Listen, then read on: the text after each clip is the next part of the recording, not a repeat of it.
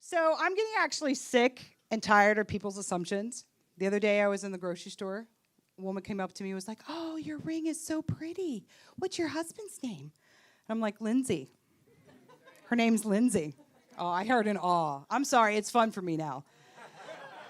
Because then I get something like, "Oh, my dentist brother's gay," or "You're so brave," which that one I like when people tell me, because if you met my wife, yes, I am. I am brave. Yes. We're gonna hug that out later, you and me, totally. I'm not a hugger even, and I'm gonna hug you. So, but I don't have a good coming out story. I don't. It sucks, right? That's the milestone we get. It's like the gay person quinceañera. And I did it up right. I did it right. I sent out save the dates cards. I had a very nice moosh boosh. And I said, "Everyone gather around." People started shouting out, "You're pregnant. You're finally getting lap band surgery." I'm like, "No, I'm gay." They're like, "Oh, that. Pfft, we knew that. Pass the chicken." And nobody decided to share that little secret with me for 36 years. I would have saved a lot of stress eating if I would have known that. But it kind of pissed me. I was actually met with love and support. Pissed me off. If it was a movie about my life, like 30 minutes of that would have been struggle, right? My Italian Catholic father would have been like, "You're dead to me." My Canadian mother would have fainted. And on the way down, she'd be like, "I'm sorry, you're gay." My friends would have been like, "You know what? You play sports, and I never seen you wear a dress, but what a well-kept secret that was."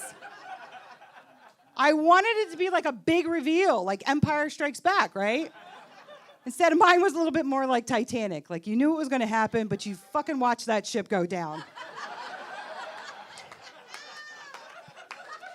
Then, people I've known for like decades, they'll be like, "So when did you know you were gay?"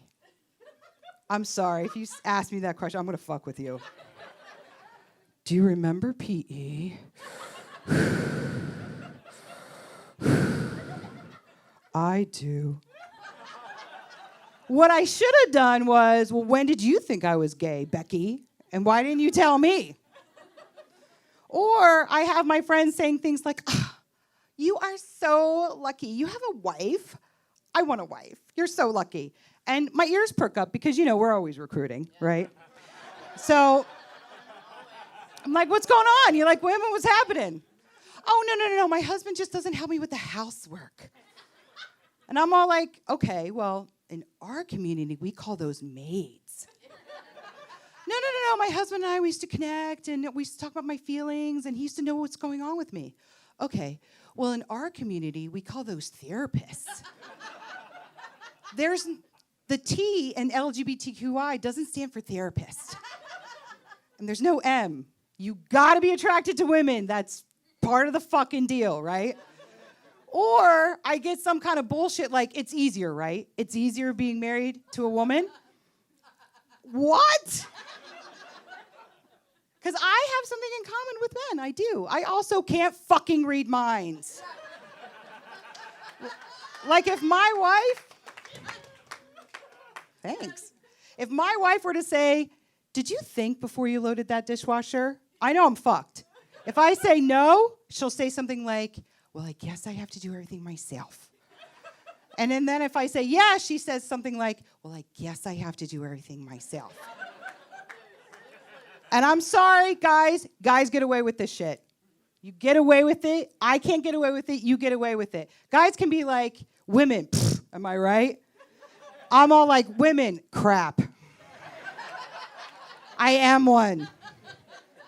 I can't get away with things that guys can. I can't get out of things either. Like, if there's like a girls' brunch or a girls' trip or a girls' night out, girls is in the title. I have to fucking go.